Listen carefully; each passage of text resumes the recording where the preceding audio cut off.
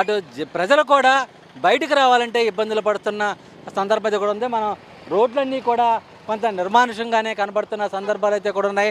అత్యవసర పరిస్థితులు అయితేనే వాళ్ళంతా కూడా బయటకు వస్తున్న పరిస్థితులు అయితే కూడా ఉన్నాయి. ఉదయం నుంచి కూడా ఉదయం 8 గంటల నుంచే కూడా బాణుడు తన ప్రతాపాన్ని చూపడంతో బయటకు రావడానికి ప్రజలంతా కూడా ఇబ్బందులు పడుతున్న సందర్భం అయితే కూడా ఉంది.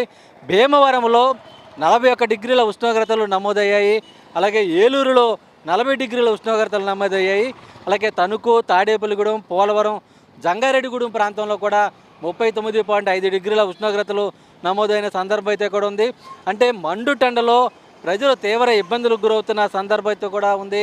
ఒక పక్కన ఒక్కపోత అవుతుంది. ఎండ ఏడుముకి విద్యుత్ ట్రాన్స్ఫార్మర్లు సైతం కొన్ని చోట్ల పేలిపోతున్న సందర్భాలు అయితే కూడా ఉన్నాయి.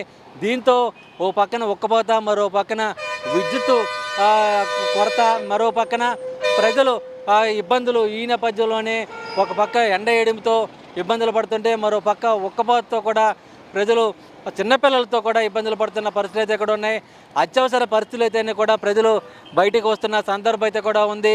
అయితే బయటికి వస్తున్న ఎవరైతే పనులపైన బయటకు వస్తారో వాళ్ళంతా కూడా ఎండ వేడిమి తగలకోకుండా టోపీలు ధరించాలని, కళ్ళకు ఇబ్బంది కలగకుండా నల్లటి కళ్ళద్దాలు ధరించాలని చెప్పి కూడా వైద్యులు సూచిస్తున్న సందర్భం అయితే కూడా ఉంది.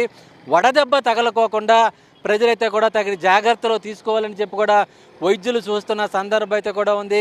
ఓ పక్కన ఎప్పటికప్పుడు ద్రవ పదార్థాలకు సంబంధించి కూడా తీసుకోవాలి. నీరు తీసుకోవటం, అలాగే మజ్జిగ, కొబ్బరి బొండాలు, అలాగే ఇటువంటి శీతల పానీయాలు తీసుకోవాలని చెబుతున్నారు. మరో పక్కన అటు కూల్ డ్రింక్ షాపులు అయితే కూడా ప్రజలతో కిటకిటలాడుతున్నాయని చెప్పుకోవచ్చు. మరో పక్కన పుచ్చకాయలకి పెద్ద ఎత్తున గిరాకీ ఉంటుంది.